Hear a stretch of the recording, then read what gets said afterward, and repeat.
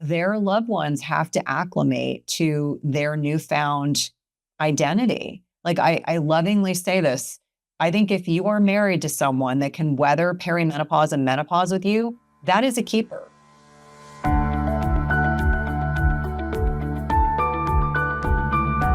Welcome. I have the most special guest here for you today, Cynthia Thurlow. Welcome, Cynthia. Oh, so good to be here, Shivani. I'm glad we were able to make this happen despite a few technical hiccups on both our ends. Yes, for sure. Well, Cynthia, I have been reading your new book, The Menopause Gut, and it's incredible. It is like the most beautiful masterclass on how to understand our gut health in relation to our pre, peri, and menopausal journey. And when you kicked off the book, you started with a story that I will never forget. You started off in Morocco. You thought you had food poisoning. You end up doing your TEDx sick and getting a surgery for your appendix, I think 10 days later after your second TEDx talk. It sounded like the worst journey on your health that you've probably ever had. And when you discovered, as you wrote the story at the end, you go, you know what? It was perimenopause that caused all this, which was such a shocker moment for me. And I am in this space. So I always think I know so much about perimenopause and menopause, but it was such a kind of slap in the face moment of, yeah, are we really understanding the effect on the gut that happens during this transition? I think we're actually underestimating it. So will you kick us off with what led you to doing what you do now? Because I know you've had quite a journey and you talked perimenopause before anybody else was talking about the topic, and what that experience taught you about gut health. Yeah, I mean, such a great question. And to give everyone some context, so I'm a traditionally trained allopathic nurse practitioner. I very nicely spent 20 years in clinical cardiology and ER medicine. So I'm a reformed adrenaline junkie. 10 years ago, I was the typical perimenopausal woman who hit a wall, like too much stress in my job, young kids, husband who traveled frequently, probably not getting enough sleep, not managing my stress enough, probably too low carb because I had gotten really interested in the paleo kind of nutritional paradigm. And I hit a wall. Like I got to a point where I literally didn't have the energy to get out of bed. I was like, I'm not depressed. What is happening? And so exactly April 1st, it'll be 10 years I left clinical medicine and I didn't have a plan, but almost instantaneously I started attracting women that were in perimenopause and menopause. So I built a whole kind of autonomous practice working with women in group programs and one-on-one. And a few years into doing that, I decided to do this TED Talk. And that then led to many amazing things. But the crux of all of this conversation hedges on the concept of a lot of us understand now what perimenopause represents. We understand it's this zone of chaos. My first TEDx was done on perimenopause. And literally, this will make you laugh. When I proposed to do this talk, there were 4 talks on menopause and none on perimenopause. So they gave me a green light. They were like, go run with it. What I did not know was that conversation then led to so many other opportunities. And I think for a lot of people, understanding that this perimenopausal journey, they understand you're going to have irregular cycles. You're going to have symptoms. You might not sleep as well. We know that we get alterations in bone health, brain health, heart health as we're making this transitional period. But no one, and I mean no one, had ever had a conversation around changes in the gut. I just knew that my patients were complaining of consistent themes around bloating, alterations in digestion, underlying new food sensitivities, et cetera. The irony being, when I went on that trip in 2018 to Morocco to celebrate my 15th wedding anniversary with my husband, we're on this super romantic trip. We ate the same food. We eat very similarly, my husband and I. It's not surprising. We've been together for a long time. And I recall, like, the joke had been, before we got to Morocco, like, just be conscientious and careful. Like, don't eat street vendor food, eat in restaurants, eat at the hotel, which is what we did. But the laugh was on me because I'm the only one that got sick. And it didn't dawn on me until after I was hospitalized the following year, that maybe there's something more to this conversation around changes in the gut microbiome vis-a-vis alterations in hormones than meets the eye. Maybe this is really at the basis And then, looking back even more and understanding really over the last 5 years, there's been an explosion of research about the gut microbiome. But I would argue any person listening, if your prescriber is not having a conversation with you about the gut microbiome, because the gut interfaces with every single organ system, it is 40 trillion bacteria, viruses, fungi, and protozoa. So is it any surprise that as our estrogen in particular is declining, it impacts the microbiome incredibly dynamically? There's a gut ovarian axis, there's a gut bone axis, a gut brain axis, et cetera, et cetera, et cetera. And so I would be the first person to say that anyone that is navigating this transitional time period in their lives, if you're not thinking about the gut, at some point, you are going to have to think about the gut. Like I jokingly say, it's not like Vegas, like what goes on in Vegas stays in Vegas. What goes on in the gut is magnified across our entire body. It impacts us physiologically, spiritually, mentally. It impacts everything. And so I would actually suggest that women think thoughtfully about how their gut is changing, just like their bone health is changing, just like their heart health and their heart risk can change, just like we are concerned about our brain health. And I think when I talk to patients, the thing most patients are worried about is, I don't want to develop Alzheimer's. And I would say, well, yes, in our brains in our 40s and 50s heavily influence our brain health as we get older. But the gut microbiome is an integral organ system for us to consider.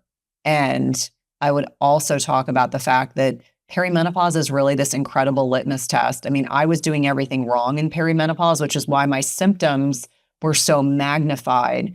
And I think if you can get your lifestyle dialed in before you ever get to perimenopause, you won't have as many symptoms. I think a lot of women suffer needlessly because they were never prepared, that no one ever had a conversation to say, just like, when you're in grade school and, is it maybe third or fourth grade that you have, the girls are in one room and the boys are in another, and everyone's talking about, what puberty changes are going to be like. I think we need the same type of information so that women can properly prepare themselves for how they need to start making changes, because what serves you well as a teenager, 20-something and 30-something, those same strategies and lifestyle measures, those adaptive strategies are not going to be adaptive. They will be maladaptive by the time you get to middle age. And I humbly sit back and say that, for a lot of us, super type A, very goal-oriented individuals, for many of us, we're shocked at all of a sudden, like, what do you mean the things that made me incredibly successful and have allowed me to succeed are suddenly things I can't do anymore, or I need to edit?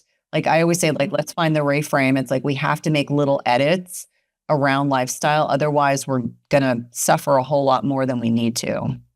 It's true. And in the book, right at the beginning, you kick off with a story of a patient who was running marathons, doing Ironmans, burning the candle at both ends. And as I read that patient story, I thought, gosh, don't we all do that? We hit perimenopause, some of us earlier than others. I've seen online practitioners talk about how Indian women will hit menopause on average up to eight years earlier than a Caucasian woman.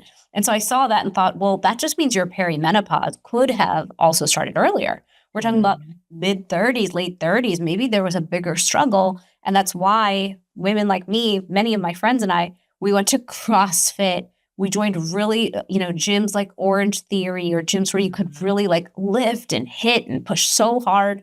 And I remember on those days, I was working out. And then afterwards, I would say to the trainers, I go to work after this and I cannot think. It's like I have no more energy in the tank. And it took almost 5 years till I finally said, enough is enough. I'm giving up on HIIT training, which was tough because it was such a big part of my identity. But in the book, you talk about how women go harder, deeper. We want to work out heavier. We hold really big intermittent fasts. We really tighten up our diet, maybe not even getting our protein and macros. And I know that your TEDx talk, I saw it on intermittent fasting, really talked about how we have to have a nuanced approach because women are already under a level of hormesis or stress. And then you add on that really big intermittent fasting window, again, because we're trying to control metabolism. We don't understand why we have to change. And so my new approach in 2026 towards perimenopause is, actually, you have to take such a different calibration to this. it's not the controlling and the lifting and the protein, although those are very important. It's also the yin and yang. What's the counterpose balance to this? Can you go to acupuncture and read books and relax? Like, the nervous system actually wants a different approach. And so will you speak into that? Because when I saw that patient story, I thought, gosh, this is most women I know are pushing on every boundary to try to create the change, not realizing that maybe that controlling, overdoing nature is the wrong approach. Yeah, I couldn't agree more. And I think perimenopause really is a litmus test of how well we take care of ourselves, and what we constituted as taking care of ourselves when we were younger might have looked very different. And so a lot of women in perimenopause and even menopause, less is more, less fasting, less intensity of exercise, more sleep, more recovery, more yoga, more boundaries. And that is hard. The people pleasers, why was I such a good nurse practitioner in the traditional allopathic model? Because I was such a people pleaser. I worked mostly with men, and these were, in some instances, arrogant, egotistical, very talented individuals. I apologize to some of my peers who I was good friends with. I'm not including you in that. But I think for a lot of people, I was so good at what I did because I was such a people pleaser. And as my hormones started declining, and the same thing with a lot of my patients, they're like, I'm irritable. I don't want to do that anymore. I don't want to get up at 4:00 in the morning. I mean, I had many years where I was up at 4. I went to a 5:00 class. I showered at the gym. I ran home to get my kids on the bus. I ran to clinic or the hospital. And it was like that for years. I can't think of something I'd want to do less right now. I truly. So I think one of the things that's really important for women to understand is that we become less stress resilient in the setting of less hormones. So first, progesterone declines. And when progesterone declines, we also see alterations in key neurotransmitters like GABA. That's our main inhibitory neurotransmitter. On the other side, we know estrogen, estradiol, can fluctuate 20 to 30% higher in perimenopause. So some months you feel great, some months you feel terrible. You can make alterations in serotonin, which is our happy hormone, one of our happy hormones.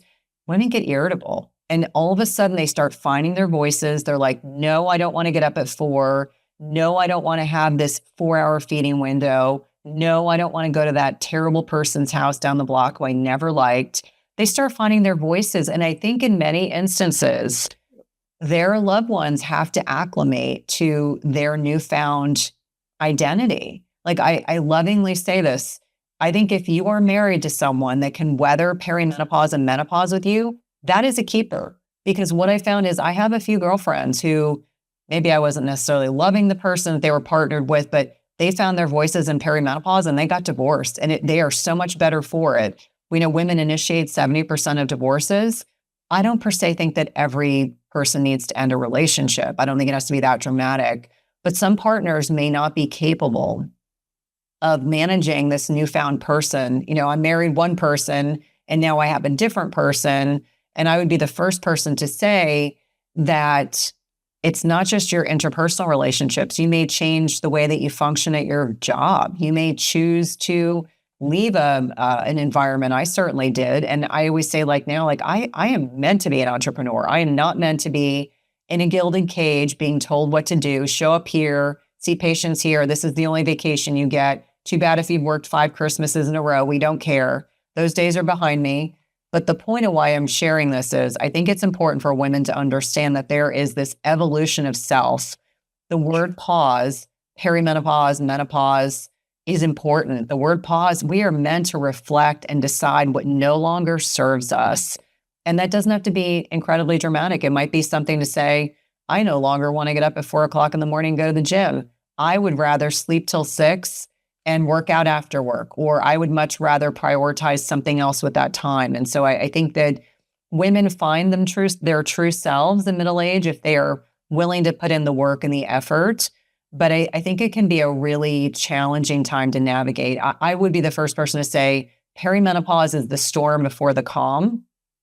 Things are much calmer in menopause. In fact, I was laughing this morning with a 20-year-old, lovely 20-year-old that I engage with a few times a week.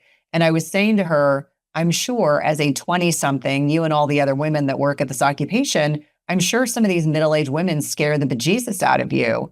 And she said, no, actually, we appreciate the fact they're very straightforward. Like we have a sense if they're happy with something, we know. If they're unhappy with something, they'll articulate that.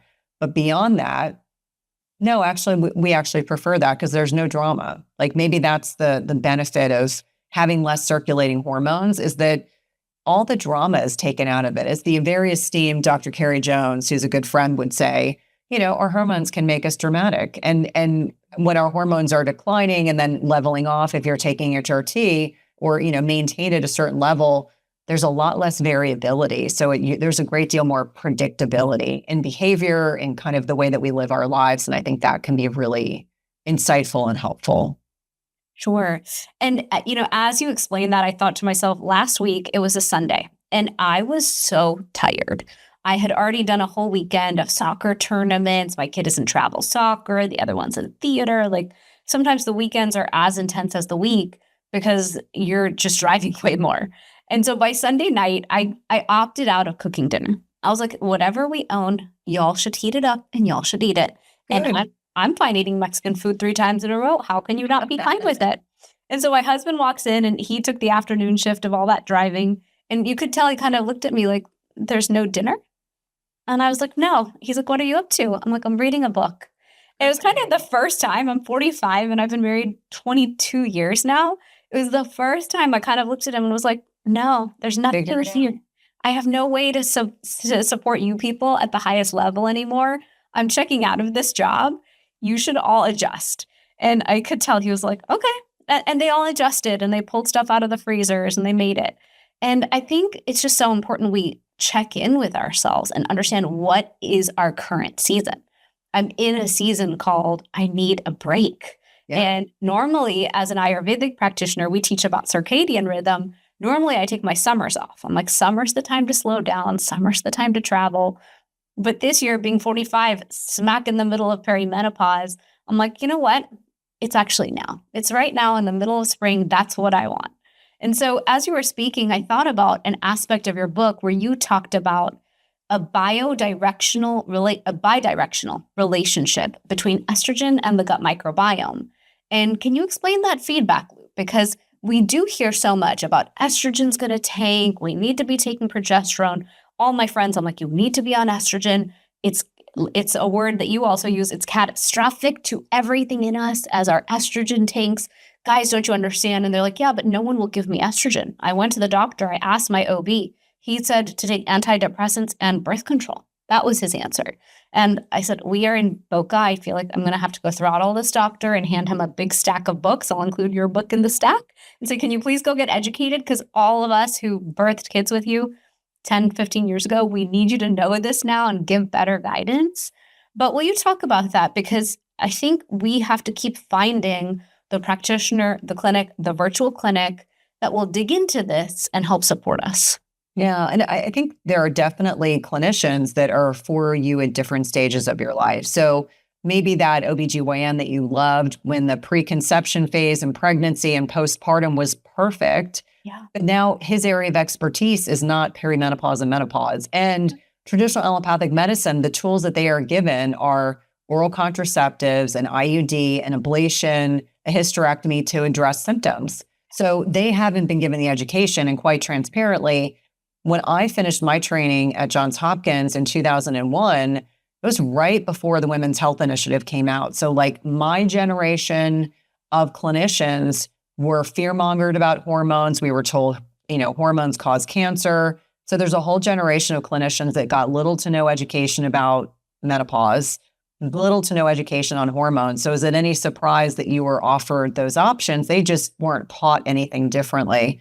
That's not an excuse. I'm just providing some context. But I think for a lot of individuals, people think about estrogen and progesterone purely through the lens of fertility. And yes, they are very important hormones for our menstrual cycle, for secondary sex characteristics. But what's interesting is as we are navigating these alterations in hormones, estrogen is a superpower. Estrogen impacts serotonin synthesis, which impacts melatonin synthesis. So it impacts mood.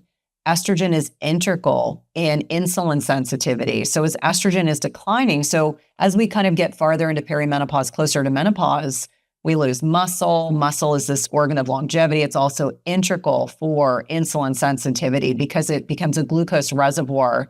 As estrogen is also declining, it just accelerates this. Estrogen is important for, if you look at your small intestine, so if we look at the digestive system, the small intestinal lining is one cell layer thick. It's very easily damaged by chronic stress, standard American diet, chronic antibiotic use, toxins, alcohol, et cetera, et cetera. When I talk about that lining, it's like brick and mortar. The mortar is estrogen. As estrogen is declining, women are more likely to have leaky gut. When you have leaky gut, it will trigger an immune response. So when women say to me, I have these newfound food sensitivities, I don't understand why. This is exactly how this works, this whole process. And so as you leak food particles into your bloodstream because you have leaky gut, you're going to trigger this immune response. Women are 4 to 5 times more likely to develop autoimmune conditions. When I finished my medical training, there may be 20, 30 well-known documented autoimmune conditions. Now there's over 100, including things like long-haul COVID or chronic Lyme. Those are autoimmune conditions.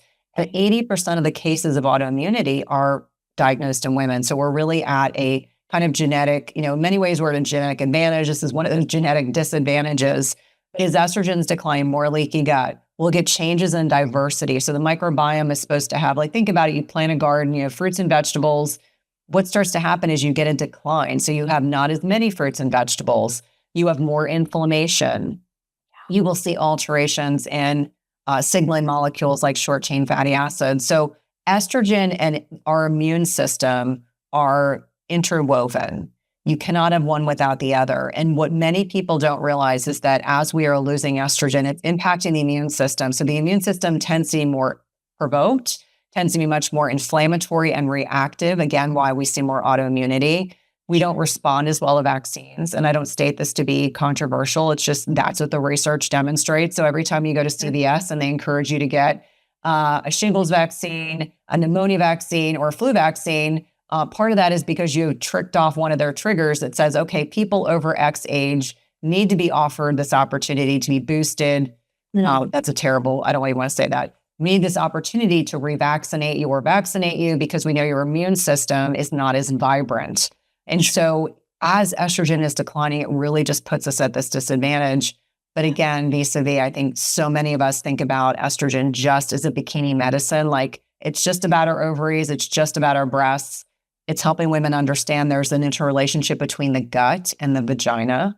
And so as estrogen is declining, women have changes in lubrication. They are likely to have more opportunistic infections, like they'll get more urinary tract infections. They might have more pelvic floor issues. I think for a lot of women, they're just surprised to know that estrogen maintains the pH of the vagina and the healthy lactobacilli that are designed to thrive in that estrogen-rich environment. As that's declining, they die off. So it's like they wither at the vine. And so it's not a question of if, but when. All women will ultimately develop genitourinary syndrome of menopause, as awful as it is to imagine. But something as simple as vaginal estrogen can reduce urinary tract infections. Like I had patients, Shivani, that were in cardiology, these little old ladies, they were on chronic antibiotics because if they stopped taking the antibiotic, even at a very low dose, they would get a UTI.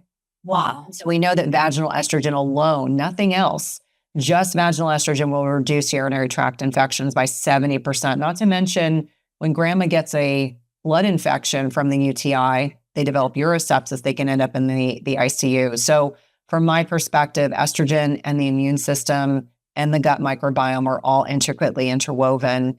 And then there's other things that estrogen does in the gut. It interacts with nitric oxide, which is a potent vasodilator, but it also impacts motility, just like progesterone does. And so I remind people that there's a lot of focus appropriately on bone health and heart health and brain health. But those hormones do a lot more than just those three areas. They impact the body systemically. And I think it's time to have conversations where we, engage why it's so important. And the last thing I would say is that there's something called the estrobilome. This is an estrogen processing center of the gut. And so to kind of oversimplify things, the liver is the main site of detoxification for estrogen. It's broken down into water-soluble components that then goes to the gut. And if your body can do so, it'll package up the excess estrogen and poop it out. That's a big oversimplification, but it gives you a sense of the way the body should work optimally. But what happens is, based on diet, based on chronic stress, et cetera, you can recirculate that estrogen. And for a lot of women in perimenopause, it makes them feel worse.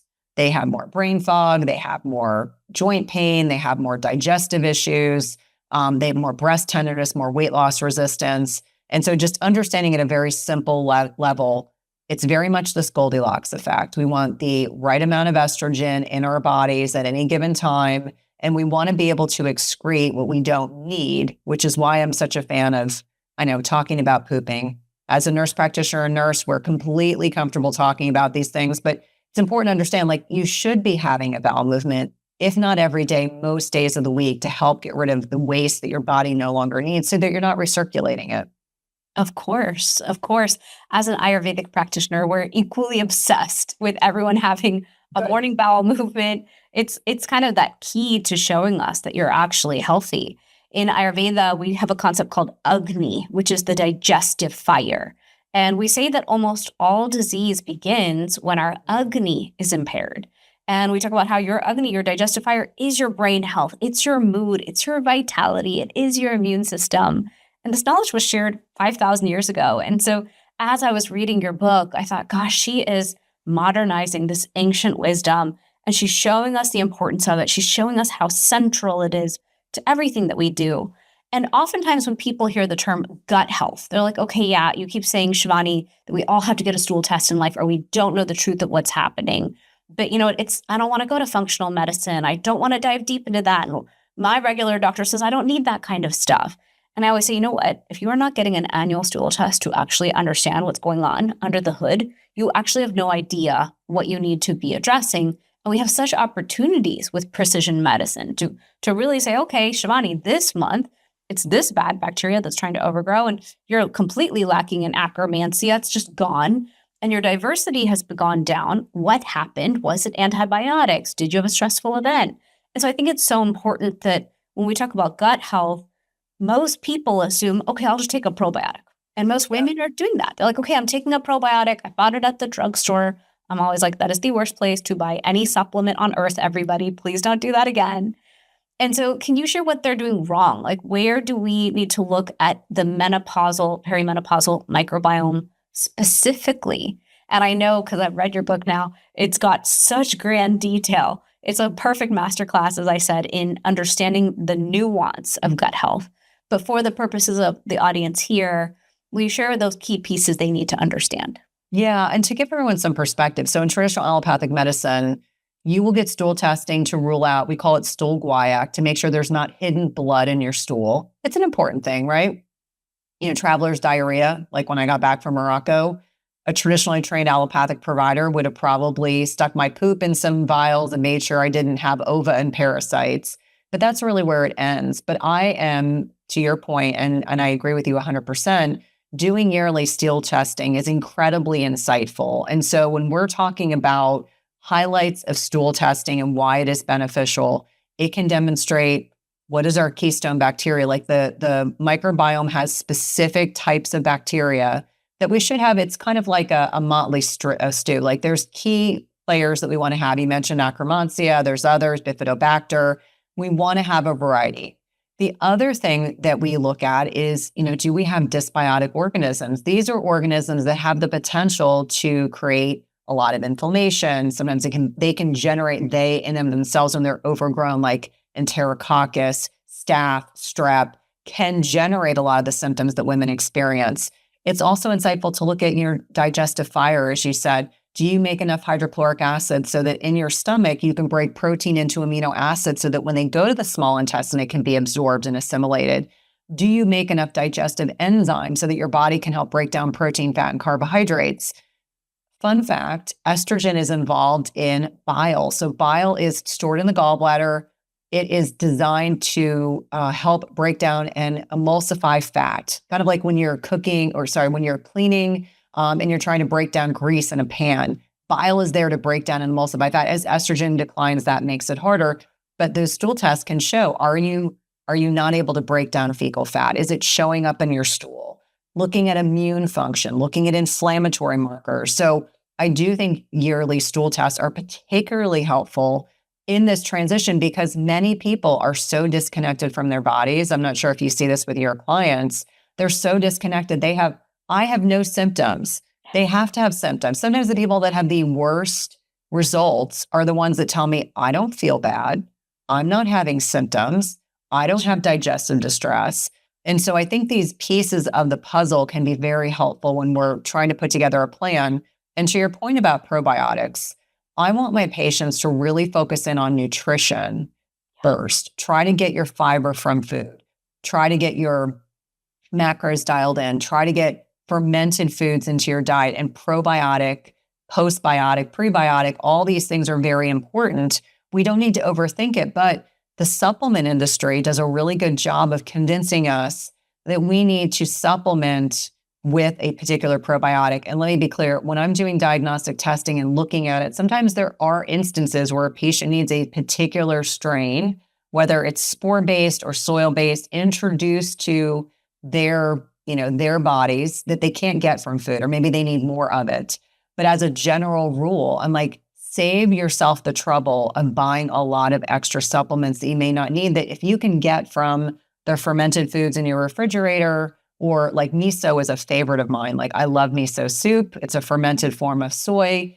Looking at if you tolerate dairy, do you tolerate kefir or yogurt? Are you doing low sugar kombucha? Are you doing fermented veggies, which are generally my favorites? Those kinds of things. And you don't need a lot. Like sometimes you can go to the grocery store and hopefully it's in a glass bottle.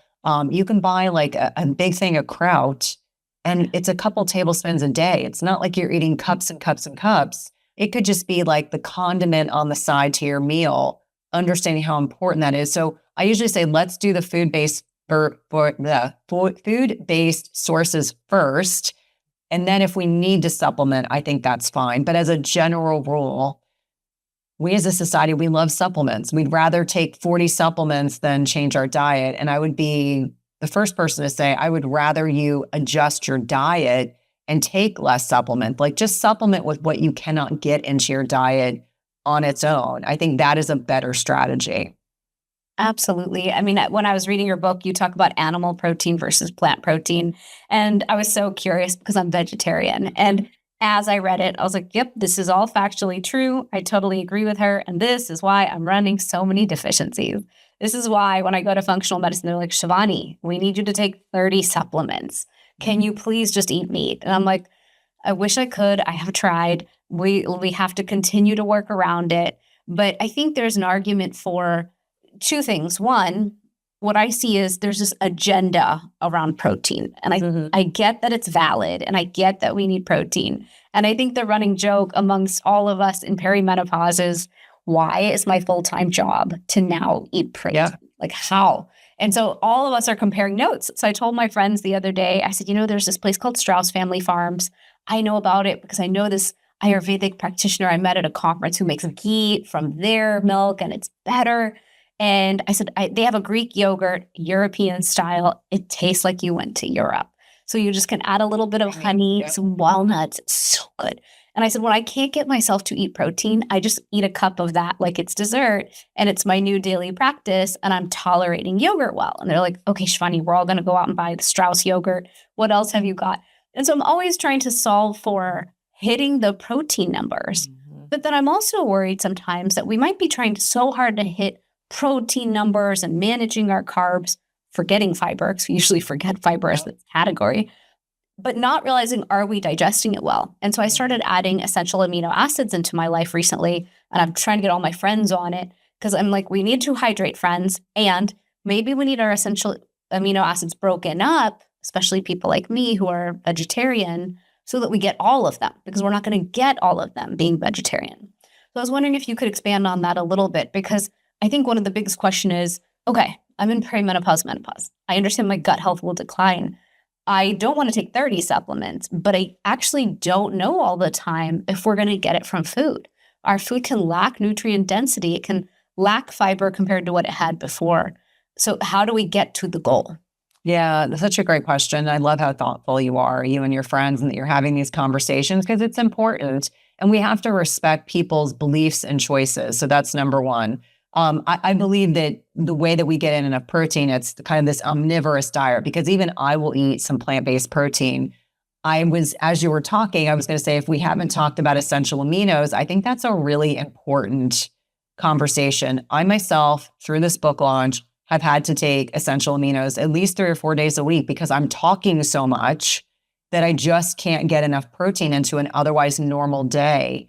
And so that is a really easy way that you can augment. And I take them when I travel too, because again, when I travel and I, get to my hotel, it's 3 o'clock in the afternoon. I'm like, all right, I'm not going to be able to get 100 grams of protein into the next 3 hours. It's just not going to happen. So I love that you're being really purposeful. So this is where I would say essential aminos. If you tolerate dairy, getting a little bit of dairy, maybe it's whey protein if you're a busy person, or Greek style yogurt or higher fat kind of content. Because I know for many people that's what appeals them. They don't want that runny, liquidy yogurt. Adding in eggs if you tolerate eggs, if that's part of your lifestyle. I think the challenge always becomes, because we start becoming less insulin resistant, a lot of the plant-based carbohydrates can in some instances be higher in carbohydrates. So it's very much this kind of sticky wicket of, I always say, do you do dairy? And if you do, also do eggs, then we can work with that.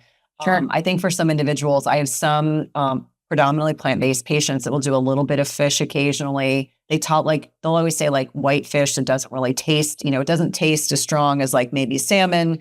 But that's where I think, this buffering of protein intake is a good thing. The other thing is you got to track. You have to track to know where you are, because if I were to ask the average woman, show me what you eat in a day, most women are eating 40 or 50 grams of protein. And when you made the comment about like it's become a second job trying to get enough protein in, so let's just say there's someone listening, they're like, I track my macros for a week, I'm getting about 50 grams a day.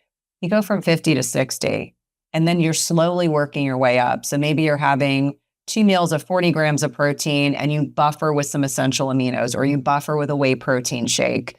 I am very dairy sensitive, so I have to be really careful and strategic. I don't do a lot of whey, but occasionally I can do it. If I do it too frequently, I get bloated, which is one of those, gotta love being middle-aged when you're suddenly dairy intolerant. Yeah. But understanding where you are, like I always say, you can't track what you don't measure. Whether it's your HRV, whether it's your protein intake, whether it's your fiber intake, I'm not saying to track in perpetuity. It's let's get an assessment of where we are, and then we can adjust accordingly. The other thing is, just because someone online is 100% carnivore does not mean that's the right mindset or philosophy for you. And actually, the more people I talk to that see carnivore patients, and I will talk about my carnivore experiment that I did only because I had chronic diarrhea after 6 weeks of antibiotics. I was full carnivore because that was the only thing that didn't give me diarrhea. I think for a lot of people, if they're doing long-term carnivore, you are starving off beneficial bacteria in the microbiome. And so you can get to a point where I see patients that have been 5 years carnivore and they don't tolerate any fiber because they have eliminated the microbiota that are able to ferment and then create from that those little colonocytes. They've been killed off. And so when they eat fibrous foods, they don't tolerate it at all. But we also know in the setting of like chronic carnivore, I'm not talking about therapeutic carnivore for a month or two, but have been doing it for years and years and years. Some of my colleagues are seeing patients who are losing insulin sensitivity because they have altered the microbiome so dynamically. Our microbiome, if we do not consume plant-based fiber or fiber in general, and I just interviewed a gut microbiome researcher, so I feel very confident talking about this because she was just talking about the new research. In the absence of consumption of fiber, your body, if you're just consuming meat or a carnivorous diet, will try to ferment the meat. And you can imagine putrefaction of animal-based protein in the gut is not a good thing. So I think for a lot of people, I think this omnivorous diet is important, both plant-based and some animal-based, if that is in alignment with your personal values and philosophy. But just understand, like, our diets are meant to be full of variety. They are meant to not just be eating, like I always say, monogamy is good. Food monogamy is not good. We don't want to eat the same exact foods day after day. It's easy to get into a habit where we're like, I like these 3 vegetables, and these 3 proteins, and that's all I eat. And I get it. There's certain things I really love. Like I love broccoli. I don't know why. It's like one of my favorite vegetables. I could eat that every day. But my husband will say to me, how about we prep some other vegetables because we're tired of eating broccoli. And I'm like, I could eat it every day. I love it. Yeah. But I think that the big takeaway is we're always working towards bettering ourselves. It doesn't have to be that you're perfect today. I am certainly not perfect. Shivani, I'm sure you're probably not perfect either. But we're always working on improving ourselves. And so always trying to find little ways to support our bodies that don't feel onerous and overwhelming.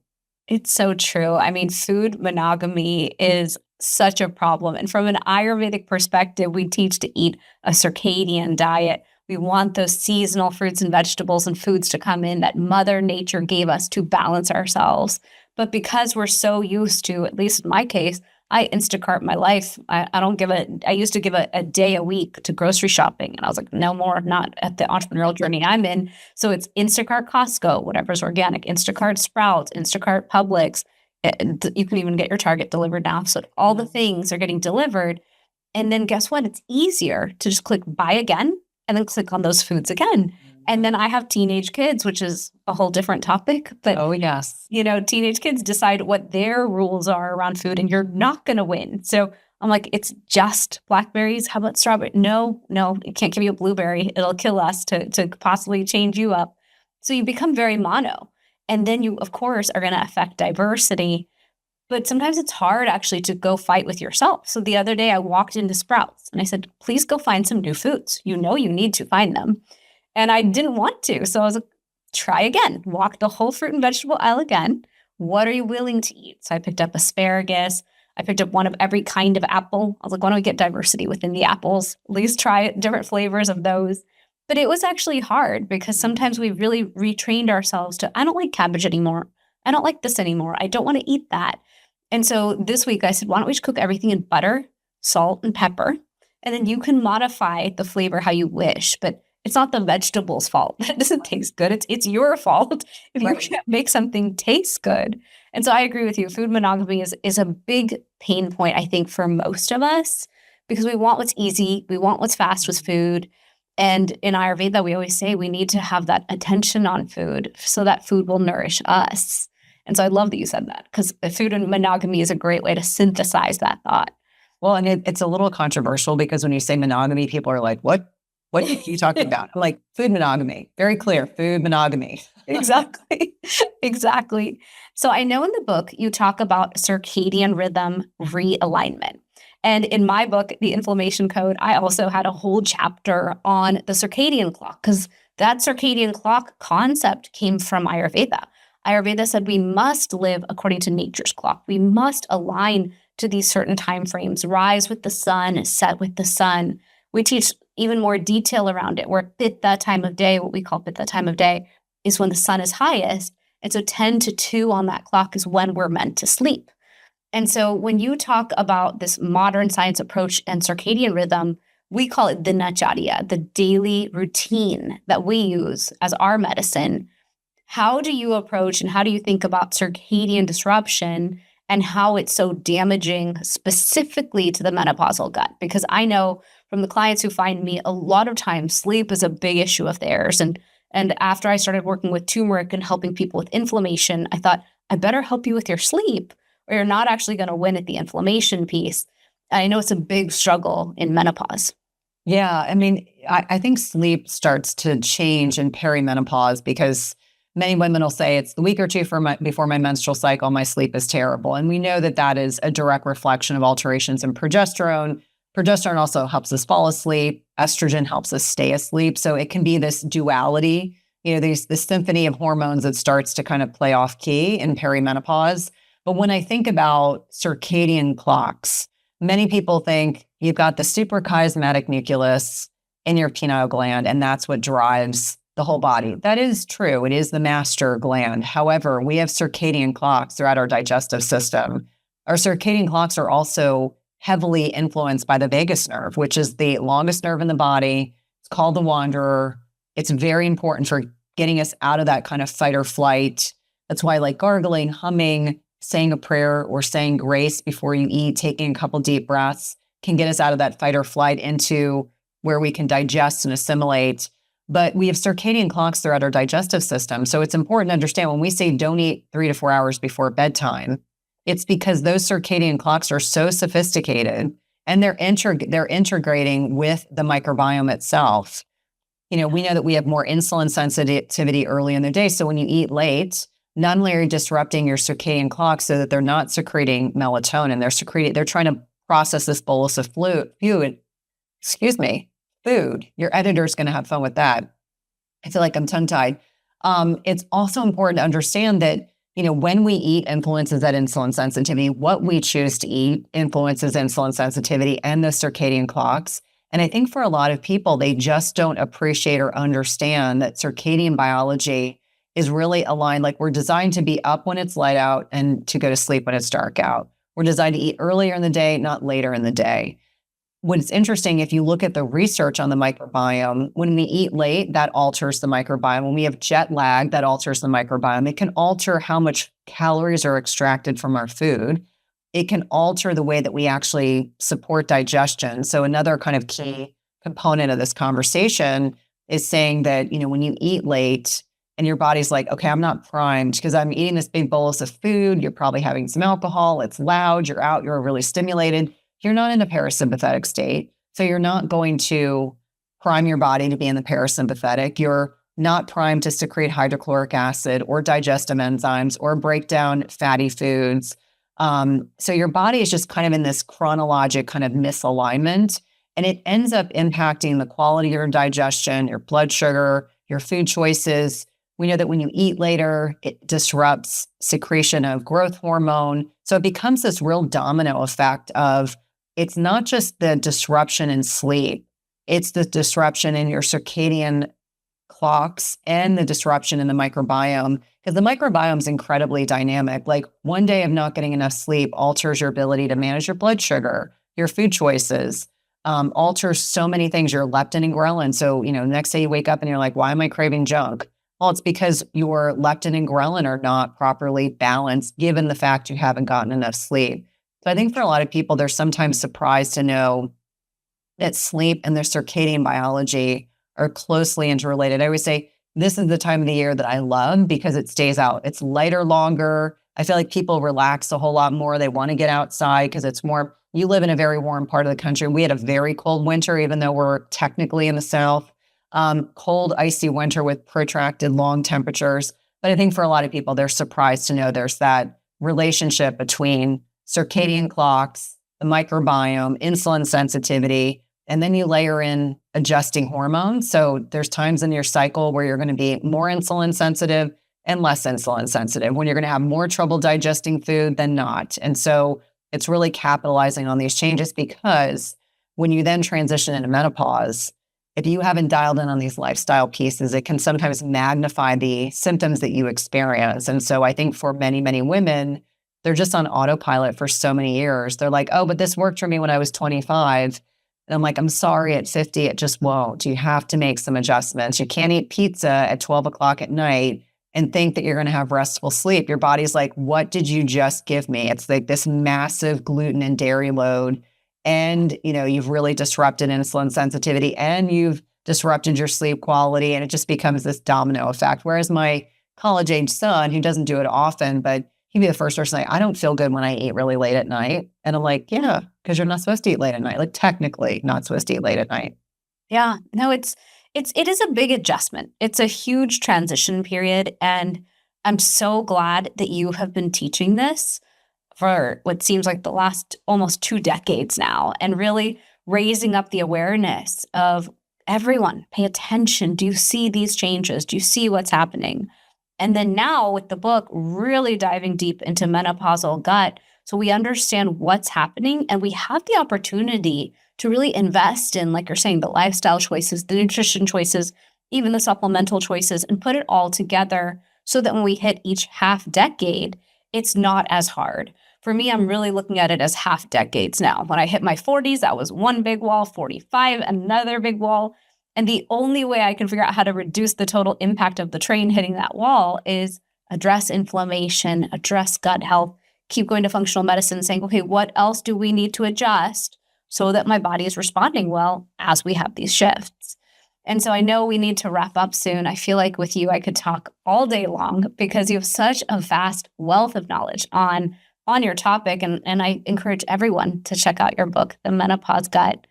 When you talk about creatine and some of these things that we reach for, a lot of times there's all these trends online and you'll see all these influencers who are like creatine, you need to add that and collagen and lutein. And I'm like, okay, I'll make one shake and I'll put it all in there. But you and I both know that there's a huge, vast array when it comes to quality in the supplement industry. And I saw that you came out with some of your own supplements. And I was like, oh, Cynthia Thurlow came out with something. That's exciting. That's something I can get behind. So will you share a little bit about what you created and how it can help us when we're in this time frame?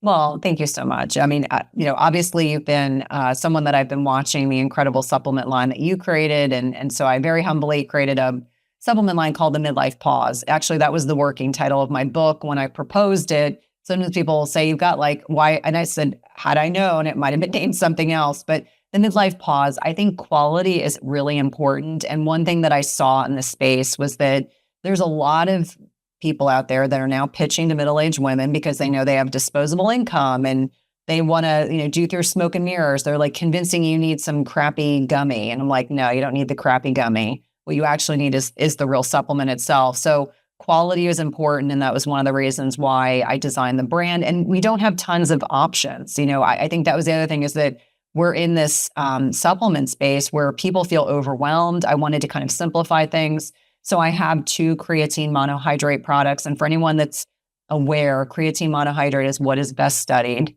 And you want to look at quality ingredients. So CreaPure or Creavitalis, that has to be licensed through a company in Germany. They are the same company. It is the same product, but for some reason now, anyone in the health and wellness space now has to license Creavitalis, not CreaPure, but it's the same company. And so the quality creatine is much less likely to cause side effects because most creatine is made in China. It is acid washed. And it's one of the reasons why people will say, oh my gosh, I gained 5 pounds when I started using creatine, or I feel really bloated. And it's because you are reacting to what it is created with. We also have collagen. We have myo-inositol, which is one of my favorite sleep supports. We have vitamin D. We have a whole bunch of products. But I think the biggest takeaway is creatine is not just about muscle strength. It is about jet lag. It is about sleep protection. We know that there's research evolving about bone health. You need obviously higher dosage to cross the blood-brain barrier. So if you're looking for neurocognitive effects, bone health, you're going to need higher doses in the 8 to 10 grams range. But there's evolving research that creatine can also help the microbiome and also help support that small intestinal layer. So, to me, that is what I find fascinating. I didn't know that when I created the line, but the research that's been coming out has been really, really exciting. And then this is the kind of topics that we try to unpack on Substack and occasionally on social media to kind of help educate people. I'm like, you don't necessarily have to buy my product, but just let the buyer beware. If you're trying to find the cheapest product, it's probably going to, you don't know what you're actually getting. Like we test ours for gluten, we test it for dairy. I feel like that's really important because so many middle-aged women are sensitive to these ingredients. And when you're facilitating or sourcing from big manufacturers, when people go through creating the product, and we have a place in Colorado that does this for us, they scrub the machines, they make sure, that's why every batch is tested for gluten and dairy. Which is another, I think, very important thing because I will have patients tell me, I started using XYZ brand and all of a sudden I started having all these symptoms. And I'm like, unfortunately, you want pharmaceutical grade products or at least that level of integrity. Thank you for asking. But the Midlife Pause is a supplement brand. Obviously, I think highly of it, but we've got, lots and lots of 5-star reviews. We take feedback really seriously. So I'm sure this has probably happened to you in your supplement business, but we have one flavored creatine and there's a variance on sweetness. I didn't know this. And so one batch came out sweeter than it had been before. And I was sounding the alarms. People were letting us know. So now I have lowered the sweetness even more because I don't ever want to have that variance.